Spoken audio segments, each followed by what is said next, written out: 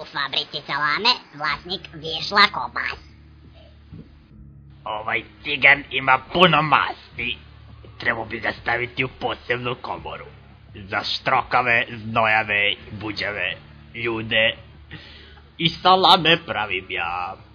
Salame, smrdljive i buđeve, ali to su ipak salame nadimljene. Ajde, deda, idemo!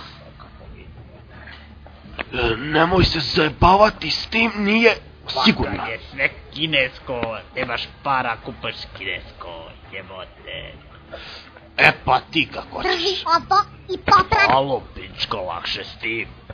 Zašto stalno svađa, pa jebo vas. Pa zato što je kinesko. Pa boli me kurac. Pa odseci ga onda. Šta kaže da ti odsečem pičku tu tvoju? Ode crnac u kurac. Što crnca jebeš, jebem te u šupak. Udri crnca. Nemoj da te ja zveknem jednom, imaš da se vrtiš. Ne huši se, deda. Pun mi je kurac i tebe, i crnčuge, i kineskih stvari. Sad si me uvredio pička ti materi. Olinjala, konju glupi. Šta si rekao? Hoćeš li te sad za... svinje smrde, nisi opro. Rekla sam ti da otvoriš prozor, hoćeš deda da umre. Hoćeš li? Hoćeš li? Pa mogo bi. Želiš li da deda umre? Pa ne, nego ti da umreš. Zato što deda sprema da te ubije. A zašto ne tebe dubije? A, Pa zašto? mene neće ubiti. Zašto sam ja dobar.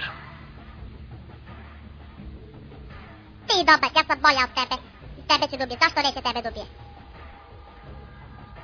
Meni je lepa kosa.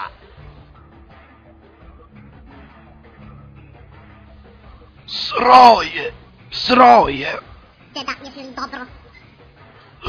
Da, ja sam jedva Kako tele. se osjećaš? Loše, boli me pluća, Stvarno, hoćeš da ti pomognem?